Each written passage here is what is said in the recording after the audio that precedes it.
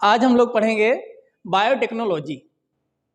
Biotechnology biology की वो branch है जो आज के समय में प्रेजेंट डे में सबसे ज़्यादा यूज की जाती है, चाहे वो मेडिकल साइंस हो, चाहे एग्रीकल्चर साइंस हो, या जितने भी एडवांस टेक्नोलॉजी आ रही हैं हर जगह से, इवन कि स्पेस साइंस में भी हम बायोटेक्नोलॉजी का बढ़ चढ़ के उपयोग कर रहे हैं। आज के इस क्लास से हम लोग इसका जनरल इंट्रोडक्शन पढ़ेंगे और टेक्निक्स पढ़ेंगे, कैसे हम रिकॉम्बिनेंट डीएनए का फॉर्मेशन करते हैं, जेनेटिक इंजीनियरिंग का बायोटेक्नोलॉजी में क्या रोल है, क्या क्या स्टेप्स होती हैं और क्या क्या टूल्स यूज करते हैं। सबसे पहले हम लोग बायोटेक्नोलॉजी की डिफिनेशन देखेंगे। डिफिनेशन से पहले बायोटेक्नोलॉजी क्या है यह समझेंगे। बायोटेक्नोलॉजी बायोलॉजी की वो ब्रांच है जिसमें नेचुरल साइंस को, जिसे हम लोग इंजीनियरिंग कहते हैं, टेक्नोलॉजी कहते हैं, इसका इंटीग्रेशन कर दिया जाता है बायोलॉजी के साथ। अब बायोलॉजी में क्या आएगा? बायोलॉजी में living organisms, microbes, different type की cells, eukaryotic cell, prokaryotic cell, fungal cell, bacterial cell, protozoan cells, their products, that is जो सेल सिंथेसाइज करता है वो सारे प्रोडक्ट्स हैं, चाहे ये किसी ग्लैंड की सेल प्रोड्यूस कर रही है या कोई माइक्रो प्रोड्यूस कर रहा है इन फॉर्म ऑफ एंटीबायोटिक्स या in form of hormones, in form of enzymes. तो इन सबका इंटीग्रेशन जो है, मतलब बायोलॉजी का नेचुरल साइंस के साथ इंटीग्रेशन है ह्यूमन वेलफेयर के लिए, यही है बायोटेक्नोलॉजी। बायोटेक्नोलॉजी की जो डिफिनीशन हम लोग पढ़ते हैं जो अपने सिलेबस में है, this definition was proposed by European Federation of Biotechnology, commonly known as EFB, European Federation of Biotechnology. यह डिफिनीशन क्या कहती है? The integration of chemical science, the integration of natural science with living organisms, their cells, their products, their services for human welfare is considered as is known as biotechnology. जिस field में कोई भी scientist या biologist great work करता है, pioneer work करता है, उस फील्ड के एस्टेब्लिशमेंट करता है, उस बायोलॉजिस्ट को उस फील्ड का फादर कंसीडर किया जाता है रेस्पेक्ट में। तो इसी तरह से father of biotechnology is considered as sir Karl Ereky. Karl Ereky एक हंगेरियन एग्रोनॉमिस्ट थे, एग्रीकल्चर साइंटिस्ट थे, और इन्होंने सबसे ज्यादा बायोटेक्नोलॉजी की फील्ड में काम किया था। अब हम इस बायोटेक्नोलॉजी के डिफरेंट स्टेप्स को जानेंगे कि क्या क्या स्टेप्स है, किसके हेल्प से पूरा परफॉर्म होता है।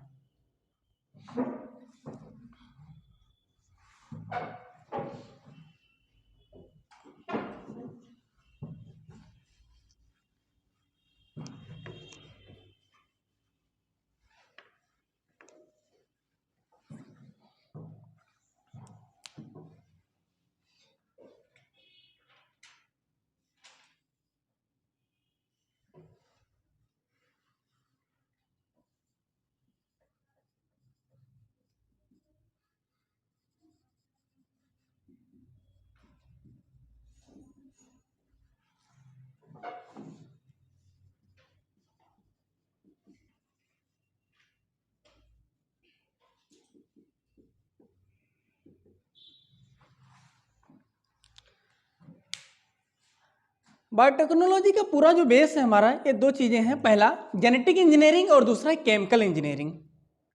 जेनेटिक इंजीनियरिंग क्या है? जेनेटिक इंजीनियरिंग जानने से पहले हमको जानना होगा कि जेनेटिक्स क्या है, जीनोम क्या है, जीन्स क्या है। आइए एक एक करके देखते हैं। जेनेटिक्स क्या है? Genetics is the branch of science that deals with the study of inheritance and variation. अगला क्वेश्चन अराइज होता है कि जेनेटिक्स का बेस क्या है? तो the base of genetics is the genetic material that is DNA। Genome क्या है? The entire set of nucleic material in our body is called genome. और जीन क्या है?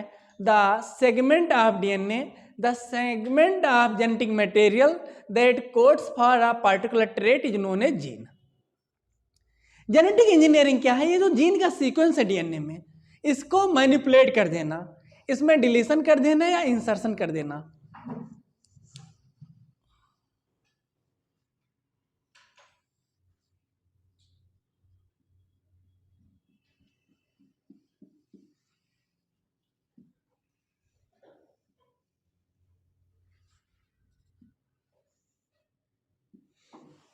ये जो डबल स्टैंडर्ड डीएनए है, डीएसडीएनए है, इसके बीच में बहुत सारे जीन्स हैं। इनमें हम अगर कोई जीन इंसर्ट कर दें या किसी जीन को इनएक्टिवेट कर दें तो इसी को कहेंगे जेनेटिक इंजीनियरिंग। कब हम इंसर्शन करेंगे और कब डिलीशन करेंगे, कब किसी जीन को इनएक्टिवेट करेंगे।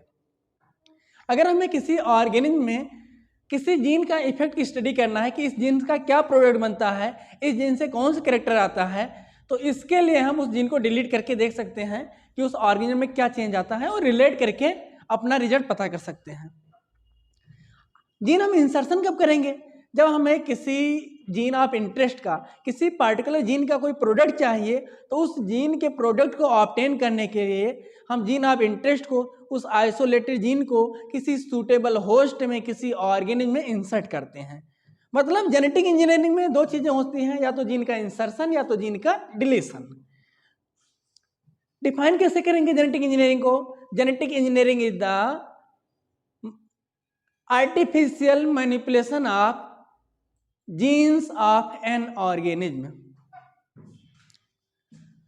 दूसरा जो मेन स्टेप है, मेन प्रोसेस है बायोटेक्नोलॉजी में, वो है chemical engineering.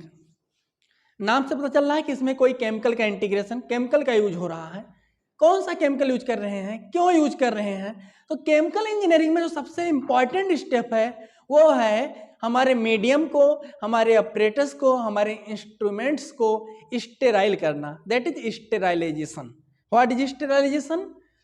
To remove the microbes from the lab media और instruments is known as sterilization. मतलब जिस मीडियम में हम काम कर रहे हैं, जो कल्चर यूज कर रहे हैं, जो इंस्ट्रूमेंट्स यूज कर रहे हैं, उन सबको माइक्रोब फ्री कर देना।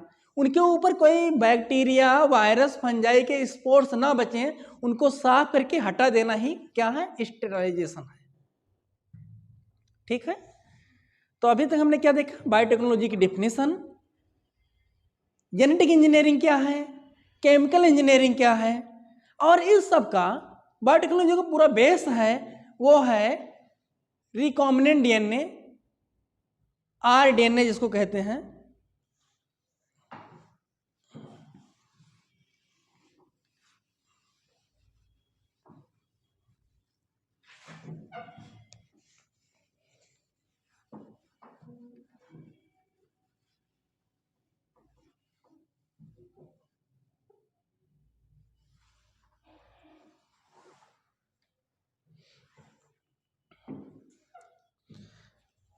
अब हमें दो चीजें देखना है। पहला, टूल्स ऑफ बायोटेक्नोलॉजी। बायोटेक्नोलॉजी में रिकॉम्बिनेंट डीएनए के फॉर्मेशन के लिए या जेनेटिक इंजीनियरिंग के लिए क्या क्या टूल्स चाहिए, और दूसरा स्टेप्स ऑफ बायोटेक्नोलॉजी, क्या क्या स्टेप फॉलो करेंगे और क्या क्या, किस स्टेप में क्या क्या इवेंट्स होंगी, क्या क्या प्रिकॉशंस होंगे, ये सब चीजें देखेंगे। तो आइए सबसे पहले हम देखते हैं tools of biotechnology.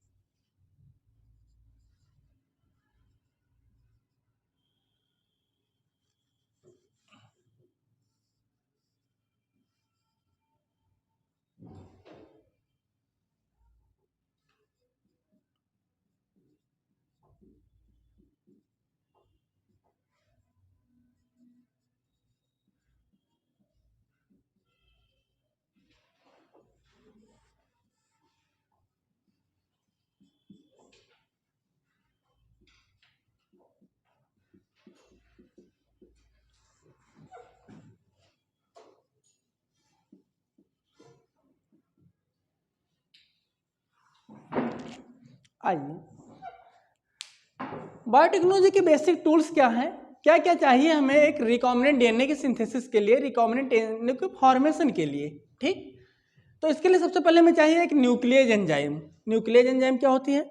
The enzyme that digest the nucleic acid is known as nuclease. ठीक, न्यूक्लियेज एक ग्रुप ऑफ एंजाइम्स हैं। इसमें आरएनए डाइजेस्टिंग एंजाइम का नाम होगा राइबोन्यूक्लियोटाइडेज, डीएनए डाइजेस्टिंग एंजाइम का नाम होगा डीऑक्सी राइबोन्यूक्लियोटाइडेज। इसी तरह से ये न्यूक्लियेज एंजाइम फंक्शन के बेस पर दो टाइप की होती हैं। ये किसी डीएनए को टर्मिनल एंड से कट करती हैं या डीएनए को सेंटर से कट करती हैं।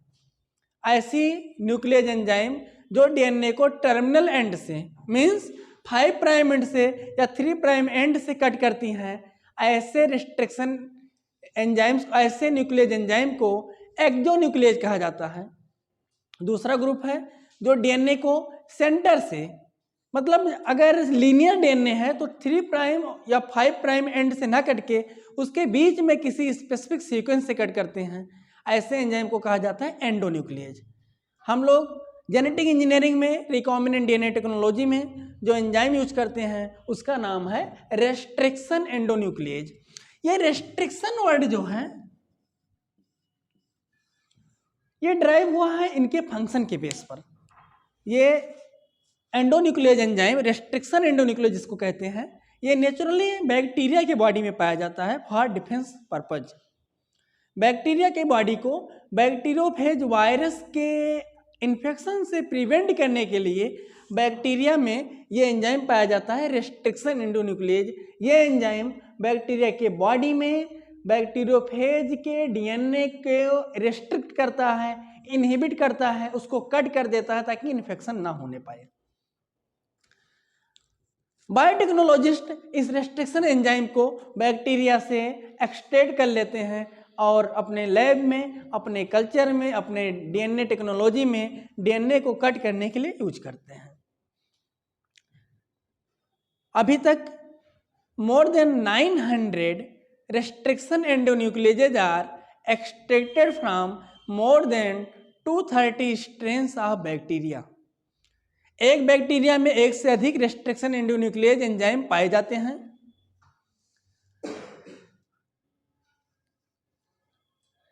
कुछ ऐसे बैक्टीरिया होते हैं जिनमें केवल एक रेस्ट्रिक्शन एंडोन्यूक्लियेज भी हो सकता है, तो कुछ ऐसे बैक्टीरिया हैं जिसमें 4, 6, 10 टाइप के भी रेस्ट्रिक्शन एंडोन्यूक्लियेज एंजाइम पाए जा सकते हैं। इन रेस्ट्रिक्शन एंडोन्यूक्लियेज एंजाइम के नॉमेनक्लेचर का भी एक साइंटिफिक मेथड है, जिसमें नॉमेनक्लेचर में रेस्ट्रिक्शन एंडोन्यूक्लियेज की नॉमेनक्लेचर में जीनस का नेम, जिस जीनस से एंजाइम को ऑब्टेन किया जाता है, बैक्टीरिया के उस जीनस के नेम, उस स्पीसीज का नेम, उस स्ट्रेन का नेम और order of discovery, order of isolation क्या है, किस ऑर्डर में आइसोलेट किया गया, पहला है उस स्ट्रेन से या दूसरा है या तीसरा है, इसको मेंशन किया जाता है। आप सब लोग जब टैक्सोनॉमी पढ़े हैं तो सबने पढ़ा होगा कि जीनस क्या है, स्पीसीज क्या है, या इसके हायर टैक्सॉन्स को पढ़े हुए हैं। लेकिन स्ट्रेन की जब बात आती है तो स्ट्रेन में हो सकता है थोड़ा कंफ्यूजन हो। स्ट्रेन क्या है? जिस तरह से प्लांट स्पीसीज में वैरायटी होती है, एनिमल स्पीसीज में आपने डॉग में देखो ब्रीड्स होते हैं, या ह्यूमन पॉपुलेशन में रेसेज होते हैं, ऑस्ट्रेलियन रेसेज, मंगोलियन रेसेज, उसी तरह से माइक्रोब्स में और स्पेशली बैक्टीरिया और वायरस में इसके स्ट्रेन्स होते हैं। स्ट्रेन्स का एकदम लेटेस्ट एग्जांपल देखना हो तो आप लोग कोविड वायरस का देख सकते हैं। कोविड आया था, कोविड-19 के नाम सब लोग जानते थे, फिर उसका वेरिएंट्स आना शुरू हुए, alpha, beta, delta, delta plus, और अभी जो चल रहा है वो ओमिक्रॉन वेरिएंट। तो ये जो वेरिएंट है वायरस के केस में, इसी तरह बैक्टीरिया केस में जो सब स्पीसीज है, मतलब एक ही एंसेस्टर से ड्राइव्ड है, जिनके जीनोम में स्लाइड चेंज हो गया हो, वो दूसरी स्पीसीज तो नहीं है, उनको सब स्पीसीज कह सकते हैं, उसी को कहते हैं स्ट्रेन्स। एक एग्जाम्पल लेकर के हम रेस्ट्रिक्शन एंडोन्यूक्लियेज के नॉमेनक्लेचर को समझते हैं।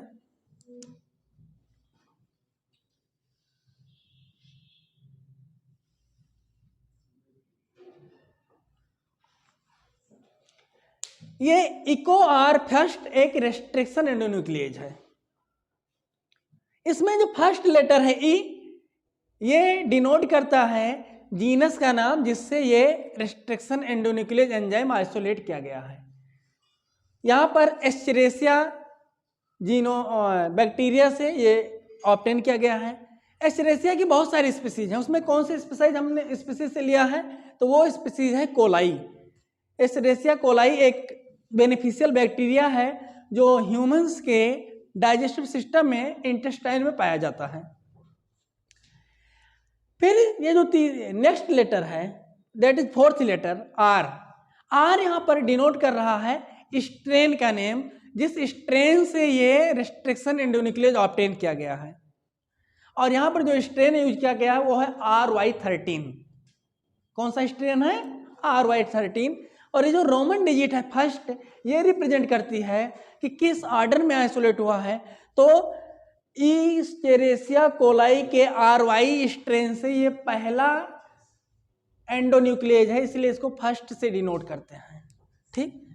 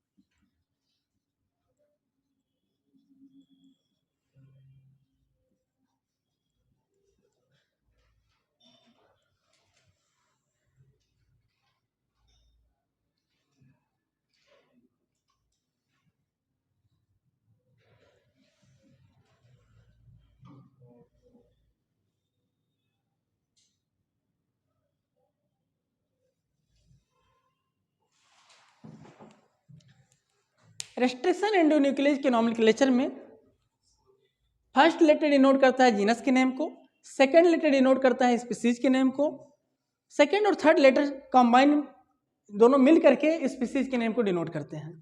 जो फोर्थ लेटर वो डिनोट करता है स्ट्रेन के नेम को, और लास्ट में जो रोमन डिजिट है ये ऑर्डर ऑफ आइसोलेशन कि इस स्ट्रेन से कितने रेस्ट्रिक्शन एंडोन्यूक्लियेज आइसोलेट किए जा चुके हैं, इसको डिनोट करता है।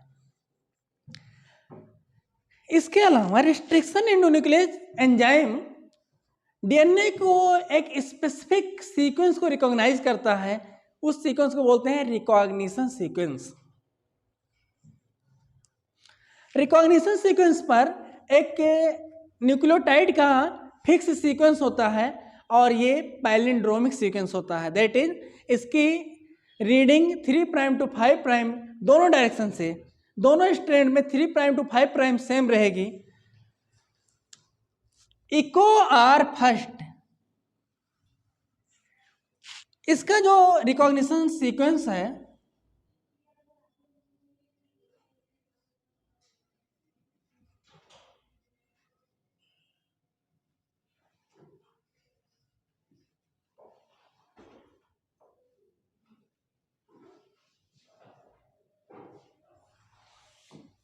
इसको याद करने के लिए हम ऐसे केवल 6 डिजिट में लिख सकते हैं GAATTC। डीएनए का जो स्ट्रैंड होता है ऊपर वाला स्ट्रैंड, इसको लिखते हैं 3 प्राइम टू 5 प्राइम। तो ये 3 प्राइम टू 5 प्राइम क्या है? GAATTC। लेकिन अगर इसका जो सप्लीमेंट्री, इसका जो कॉम्प्लीमेंट्री सीक्वेंस है, इसके नीचे वाला सीक्वेंस है, इसको देखोगे तो इसका 3 प्राइम इस साइड में होगा और 5 प्राइम इस साइड में होगा। इसका सीक्वेंस भी अगर 3 प्राइम टू 5 प्राइम रीड करोगे तो सेम आएगा जो ऊपर है GAATTC।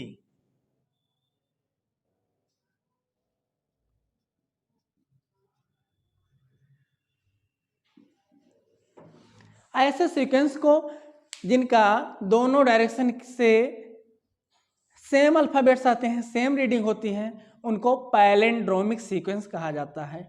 और ये इंपॉर्टेंट फीचर है, कैरेक्टरिस्टिक फीचर है रेस्ट्रिक्शन एंडोन्यूक्लियेज का कि इनका रिकॉग्निशन साइट पैलिंड्रोमिक होता है।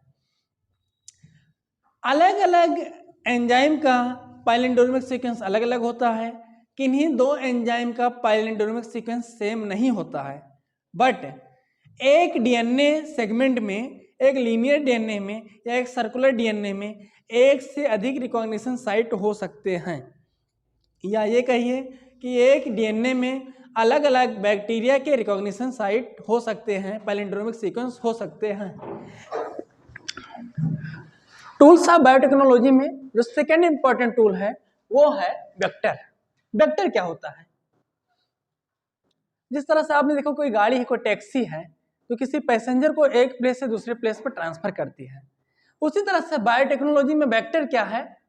The taxi of foreign DNA, the taxi of gene of interest. वो डीएनए मॉलिक्यूल जो जीन ऑफ इंटरेस्ट को एक टारगेट होस्ट, एक सुटेबल होस्ट तक पहुंचाता है, वो है वेक्टर। वेक्टर कहां से ऑब्टेन करेंगे? इतना तो एकदम क्लियर है कि वेक्टर का जो केमिकल नेचर होगा डीएनए ही होगा, क्योंकि डीएनए को अपने ऊपर इंसर्ट करके अपने साथ लोड करके उसको एक टारगेट सेल में पहुंचाना है। अब वेक्टर ऑब्टेन कहां से करेंगे? तो वेक्टर हम किस सेल में अपने फॉरेन जीन को ट्रांसफर करना है, इसके बेस पर एक सुटेबल वेक्टर का सिलेक्शन करते हैं। जैसे अगर हमें बैक्टीरिया में ट्रांसफर करना है फॉरेन जीन को, तो हम एक बैक्टीरियल प्लाज्मिड को यूज करते हैं। अगर हमें एक ईस्ट में, एक फंजाई के सेल में जीन ऑफ इंटरेस्ट ट्रांसफर करना है, तो हम एक फंगल प्लाज्मिड यूज करेंगे या ईस्ट आर्टिफिशियल क्रोमोसोम यूज करेंगे। बैक्टीरिया के केस में हम बैक्टीरियल आर्टिफिशियल क्रोमोसोम BAC भी यूज कर सकते हैं। इसी तरह से अगर हमें एक यूकेरियोटिक सेल में, प्लांट सेल में या एनिमल सेल में जीन ट्रांसफर करना है, तो एनिमल सेल के लिए बैक्टीरियोफेज वायरस या रेट्रोवायरस या कार्सिनोजन वायरस यूज कर सकते हैं। इसी तरह से प्लांट सेल में जीन ट्रांसफर के लिए TI प्लाज्मिड, एग्रोबैक्टीरियम का प्लाज्मिड या DNA यूज कर सकते हैं। इसके अलावा कुछ और भी टेक्निक होती है जहां पर हम वेक्टर में कोई DNA ना यूज करके डायरेक्ट जीन ट्रांसफर कर सकते हैं। आइसोलेटेड जीन को, फॉरेन जीन पार्टिकल को जीन गन में लोड करके और सीधा प्लांट सेल में टारगेट करके इंसर्ट कर सकते हैं, या माइक्रो इंजेक्शन से सीधा प्लांट एनिमल सेल के न्यूक्लियस में अपना जीन ऑफ इंटरेस्ट ट्रांसफर कर सकते हैं।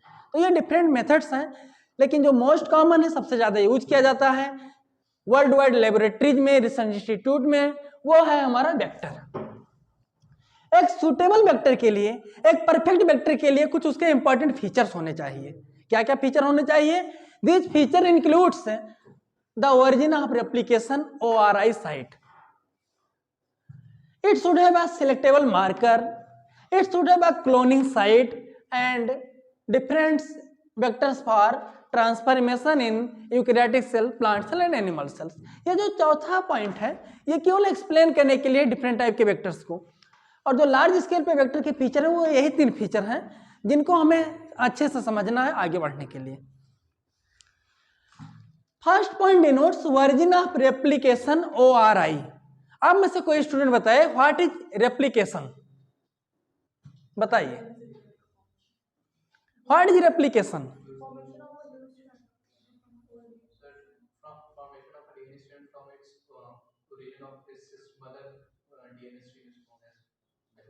मदर DNA स्ट्रैंड, ठीक है। और कोई?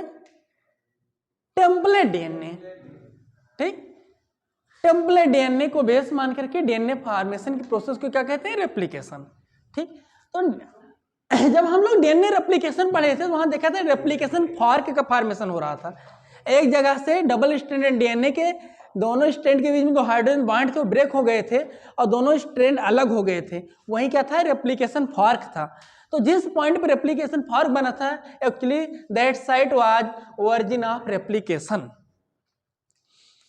हमारे यूकेरियोटिक सेल में, हमारे यूकेरियोटिक DNA में डीएनए का साइज बड़ा होता है, इसलिए more than one virgin of replication site found. मतलब अगर कंसीडर किया जाए ध्यान से तो हमारे ह्यूमन जीनोम में, ह्यूमन डीएनए में thousands of virgin of replication site पाए जाते हैं। लेकिन वेक्टर के केस में single origin of replication site होता है, क्योंकि जो हम वेक्टर यूज करते हैं most common vector is plasmid. और प्लाज्मिड, अच्छा प्लाज्मिड क्या है ये भी जानना जरूरी है, अभी बताएंगे आगे। दूसरा, ये ओरिजिन ऑफ रेप्लिकेशन से होने से फायदा क्या होगा?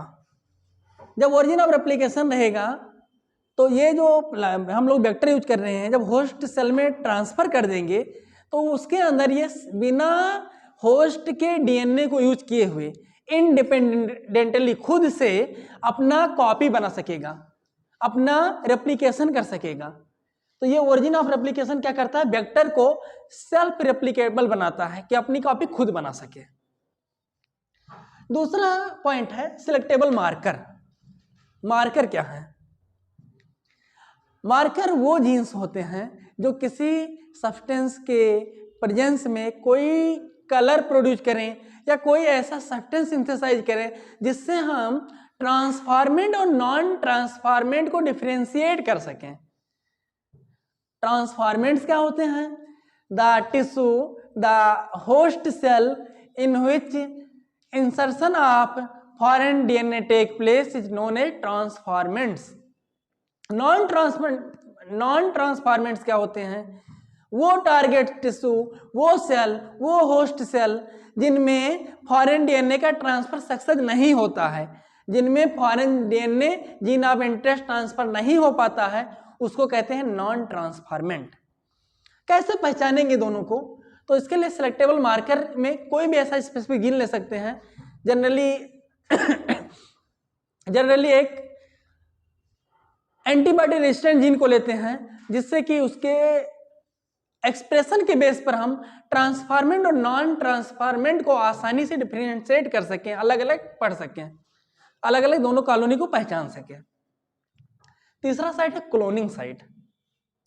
अब देखिए क्लोनिंग साइट नाम से चले जो क्लोन का फॉर्मेशन कर रही होगी। क्लोनिंग का फॉर्मेशन कैसे करेगी?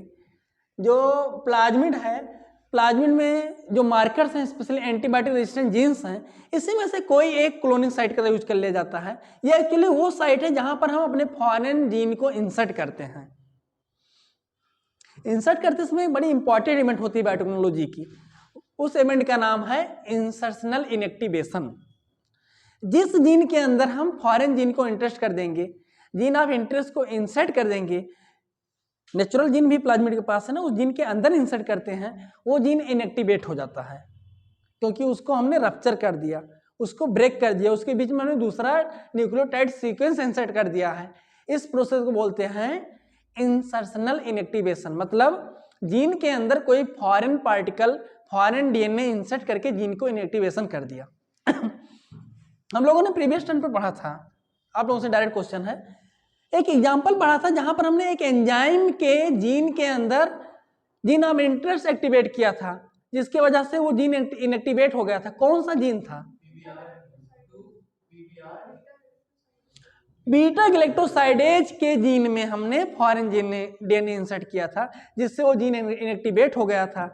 इनएक्टिवेट जब हो गया था तो वो किस तरह की कलर की कॉलोनी देता था? कलर नहीं देता था। मतलब जनरली क्या था कंडीशन कि जब हम फॉरेन जीन को इंसर्ट नहीं किए थे, जब बीटा गैलेक्टोसाइडेज का जीन एक्टिव था, अपना एक्सप्रेशन कर रहा था, उस समय कॉलोनी ब्लू कलर अपियर हो प्रोड्यूस कर रही थी, ब्लू कलर की दिख रही थी। लेकिन जब हमने ट्रांसफॉर्मेशन कर दिया, बीटा गैलेक्टोसाइडेज के जीन में फॉरेन जीन इंसर्ट कर दिया, तो बीटा गैलेक्टोसाइडेज एंजाइम इनएक्टिव हो गया। क्या कॉन्सेप्ट था? Insertional inactivation. देखो जी, इस वेक्टर्स के फीचर में क्लोनिंग साइट एक ऐसा साइट है जो समझने में थोड़ी प्रॉब्लम क्रिएट करता है। तो इसको हम एक डायग्राम बनाकर समझने की कोशिश कर रहे हैं कि क्लोनिंग साइट एक्चुअली कौन सा प्लेस है, कौन सी जगह है। जो सबसे ज्यादा कॉमनली यूज्ड सिंथेटिक प्लाज्मिड है उसका नाम है PBr322। PBr322 क्या है? एक सिंथेसाइड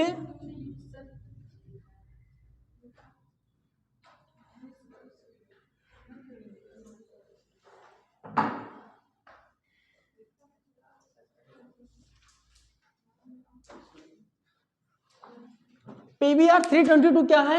एक आर्टिफिशियल प्लाज्मिड है जिसको हम ई कोलाई में डीएनए ट्रांसफर के लिए यूज करते हैं। इस PBr322 में दो एंटीबायोटिक रेजिस्टेंट जीन है। कितने जीन हैं? दो। एक एम्पीसाइक्लिन रेजिस्टेंट है और दूसरा टेट्रासाइक्लिन रेजिस्टेंट जीन है। इसके अलावा इस PBr322 पर बहुत सारे रेस्ट्रिक्शन एंडोन्यूक्लियेज के रिकॉग्निशन साइट हैं, जैसे किस किस के? WAMH1,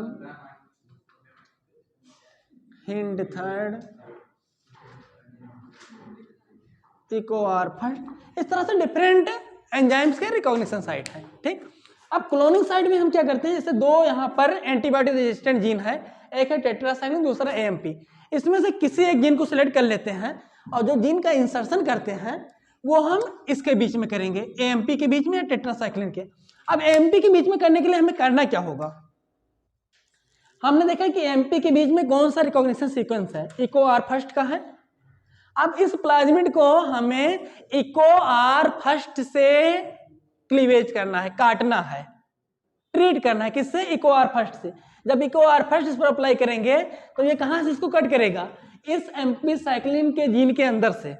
तो जब हम फॉरेन जीन अपना इसके साथ लाइगेट करेंगे, डीएनए लाइगेज एंजाइम के साथ मिक्सचर में डाल देंगे तो ये किसके साथ मिक्स होगा? इस एम्पीसाइक्लिन जीन के अंदर आ जाएगा हमारा कौन सा जीन? फॉरेन जीन, यहाँ जहां इकोआर का साइट था। ठीक, इसकी वजह से ये एम्पीसाइक्लिन रेजिस्टेंट जीन इनएक्टिवेट हो गया है। क्या हो गया? क्योंकि इसके अंदर फॉरेन जीन आ गया। ठीक, अब ये इनएक्टिवेट, इसी प्रोसेस को बायोटेक्नोलॉजी में क्या कहते हैं? Insertional inactivation. ठीक, अब इसमें जब ये फॉरेन जीन आ गया, ये कौन सा जीन है बेटा? फॉरेन जीन है, जीन ऑफ इंटरेस्ट कह सकते हो। क्या? Gene of. जैसे ही फॉरेन जीन लाइगेट हुआ इसके साथ, इस स्ट्रक्चर का नाम अब आपका हो गया आरडीएनए। क्या नाम हो गया? RDNA means recombinant DNA, hybrid DNA.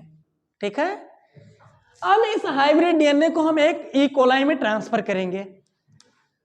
ठीक, इसको सपोज कीजिए ये हमारे ई कोलाई बैक्टीरिया है। ऐसे ऐसे ये समझ लीजिए कि ये 2 मिलियन कॉपी हैं। ये जो 2 कॉपी दिखा रहा हूं, रिप्रेजेंट कर रहा हूं, ये 2 मिलियन बैक्टीरिया हैं। और इस प्लाज्मिड की भी 2 मिलियन कॉपी हमने बना लिया है पीसीआर से। पीसीआर क्या है? Polymerase chain reaction.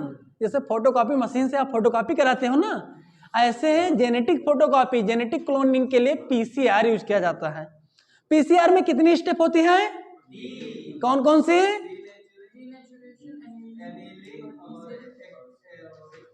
Good, there are 3 step in PCR: denaturation, annealing and extension. ठीक है, तो जब हम इसको ट्रांसफर करेंगे इसके अंदर बैक्टीरिया के, तो 2 कंडीशन है। पहला कंडीशन है कि ट्रांसफॉर्मेशन सक्सेस, ये आरडीएनए इस बैक्टीरिया के बॉडी के अंदर इंसर्ट कर जाए। तो जब इंसर्ट कर जाएगा तो इस बैक्टीरिया का नाम हो जाएगा ट्रांसफॉर्मेंट। क्या नाम हो जाएगा?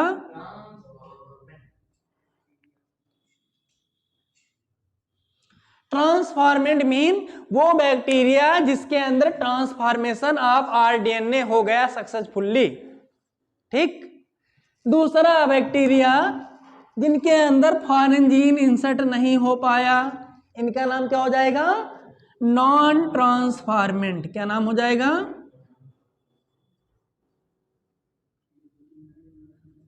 नॉन ट्रांसफॉर्मेंट हो जाएगा इनका नाम। अब इनको दोनों को डिफरेंशिएट कैसे करोगे?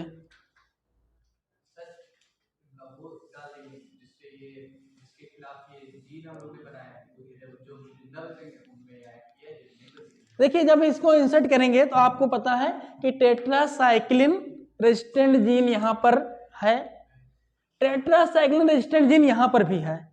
मतलब अगर टेट्रासाइक्लिन स्प्रे करोगे तो टेट्रासाइक्लिन के इफेक्ट को ये दोनों बैक्टीरिया खत्म कर देंगे, ठीक।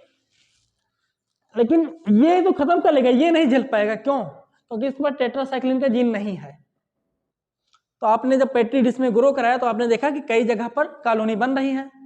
सपोज करिए 2 कॉलोनी बन रही है, एक इसकी कॉलोनी बन रही है, एक इसकी कॉलोनी बन रही है। तो अब अगर आप इस पे टेट्रासाइक्लिन स्प्रे कर दोगे तो ये वाला बैक्टीरिया जिसके पास टेट्रासाइक्लिन रेजिस्टेंट जीन है, ये बैक्टीरिया सर्वाइव करेगा, जो कि ट्रांसफॉर्मेंट है।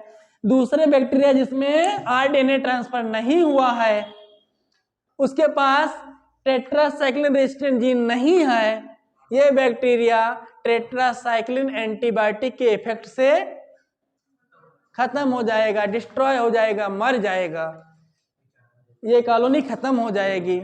इस तरह से हम अपने कल्चर मीडिया में, पेट्री डिश में, या जिस भी लेवल का हमारा कल्चर है वहां पर ट्रांसफॉर्मेंट और नॉन ट्रांसफॉर्मेंट दोनों को आसानी से डिफरेंशिएट कर सकेंगे।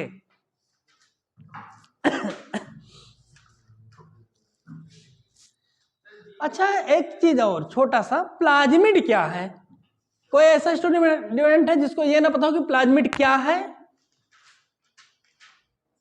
सबको पता प्लाज्मिड? चलिए कोई एक बच्चा बताइए, व्हाट इज प्लाज्मिड? प्लाज्मिड क्या है, नेचुरली कहां पाया जाता है, और जहां पाया जाता है वहां इसकी बॉडी में क्या रोल है इसका? चलिए आश्रय बताइए।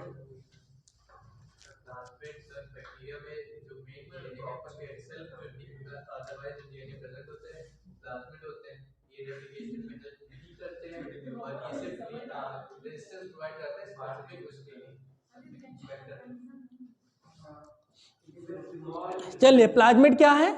प्लाज्मिड्स आर एक्स्ट्रा क्रोमोजोमल, मतलब क्रोमोजोम के अलावा शांत हो जाइए आप लोग। Plasmids are extra chromosomal self replicating, chromosome के अतिरिक्त हैं और कैसे हैं? सेल्फ रेप्लिकेटिंग, अपने आप से रेप्लिकेट करने वाले ऑटोनॉमस क्रोमोजोम्स, ऑटोनॉमस डीएनए, ठीक। लेकिन इतना कहने से पूरा नहीं होगा, प्लाज्मिड हमेशा सर्कुलर डीएनए होता है।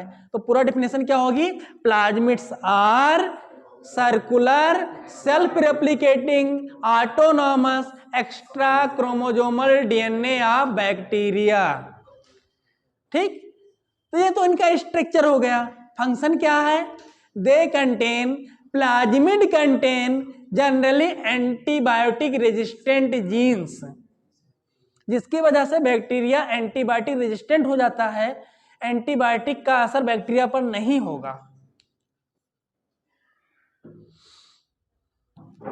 ये रही बात ओरिजिन ऑफ रेप्लिकेशन की, सेलेक्टेबल मार्कर की, क्लोनिंग साइट की, और लास्ट टॉपिक है vectors for eukaryotic cell, that is plant cell और एनिमल सेल। आइए इन दोनों को देखते हैं।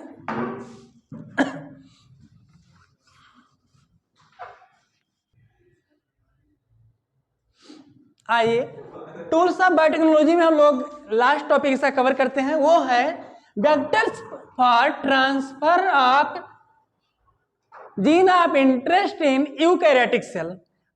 यूकेरियोटिक सेल फंगल सेल हो सकती है, प्रोटोजोन सेल हो सकती है, प्लांट सेल हो सकती है, या हो सकती है एनिमल सेल। अभी हम जो पढ़ने जा रहे हैं वो है वेक्टर्स फॉर प्लांट सेल, मतलब कौन सा वेक्टर यूज करेंगे हम प्लांट सेल में रिकॉम्बिनेंट डीएनए ट्रांसफर के लिए। प्लांट में एक बैक्टीरिया है एग्रोबैक्टीरियम ट्यूमिफेसियंस, जो कि ट्यूमर कॉज करता है। बायोटेक्नोलॉजी का जब हम डिफिनीशन पढ़े तो क्या पढ़े थे कि बायोलॉजी के ऑर्गेनिज्म का, माइक्रोब्स का, सेल्स का, टिश्यू का हम सीधा नेचुरल साइंस के साथ इंटीग्रेट करके ह्यूमन वेलफेयर में यूज कर लें। यहां में वही कर रहे हैं, एक पैथोजन का जो कि प्लांट में डिजीज कॉज कर रहा था, उसका यूज कर रहे हैं हम अपने जीन ट्रांसफर के लिए। कैसे यूज करेंगे? जो एग्रोबैक्टीरियम होता है इसकी बॉडी में होता है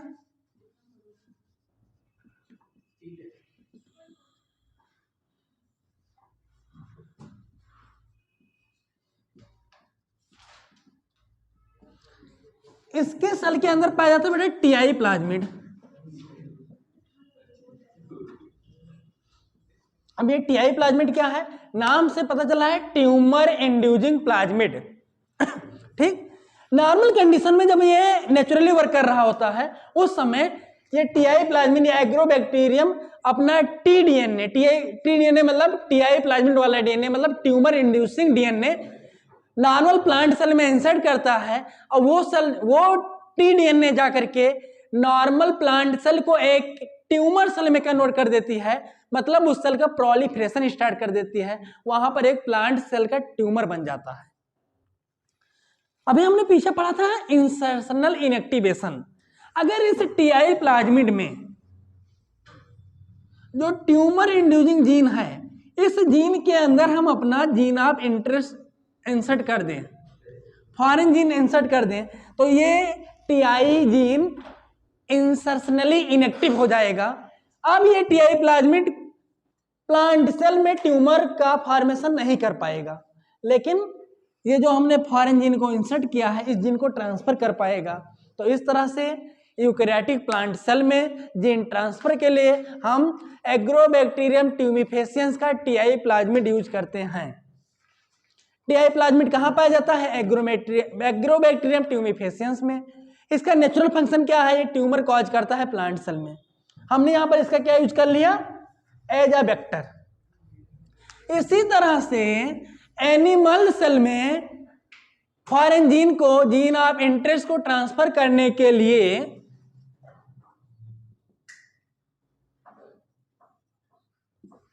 एनिमल सेल में आरडीएनए को, रिकॉम्बिनेंट डीएनए को ट्रांसफर करने के लिए या फॉरेन जीन को ट्रांसफर करने के लिए हम रेट्रोवायरस को, कार्सिनोजन वायरस को यूज करते हैं, बैक्टीरियोफेज वायरस को यूज करते हैं।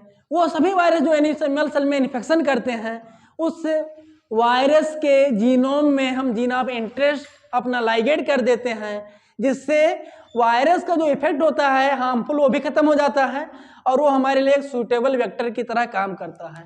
तो एनिमल सेल में ट्रांसफर के लिए हम क्या यूज करेंगे, बैक्टीरियोफेज वायरस यूज करेंगे या रेट्रोवायरस यूज करेंगे या कार्सिनोजेनिक वायरस यूज करेंगे। मेथड एकदम सेम है जैसा कि टीआई प्लाज्मिड केस में था। कार्सिनोजेनिक वायरस में जो कार्सिनोजन जीन होगा, जो कैंसर कॉजिंग जीन होगा, उसी जीन के अंदर हम इंसर्ट कर देंगे अपना फॉरेन डीएनए, वो जीन इनएक्टिवेट हो जाएगा और ये कार्सिनोजेनिक वायरस हमारे एनिमल सेल के लिए एक सूटेबल वेक्टर की तरह काम करेगा। तो ये है इंपॉर्टेंट फीचर्स एक सूटेबल वेक्टर के। क्या क्या हैं, इनके पास एक ओआरआई साइट होनी चाहिए, इनके पास सिलेक्टेबल मार्कर होना चाहिए, इनके पास कोलोनिंग साइट होनी चाहिए। और अगर यूकैरियोटिक में ट्रांसफर करना है तो हम चाहे एग्रोबैक्टीरियम ट्यूमिफेसियन से टीआई प्लाज्मिड ले लें या सिंपल कोई रेट्रोवायरस कार्सिनोजेनिक वायरस लेकर के एनिमल सेल में अपने जीन ऑफ इंटरेस्ट को ट्रांसफर कर सकें।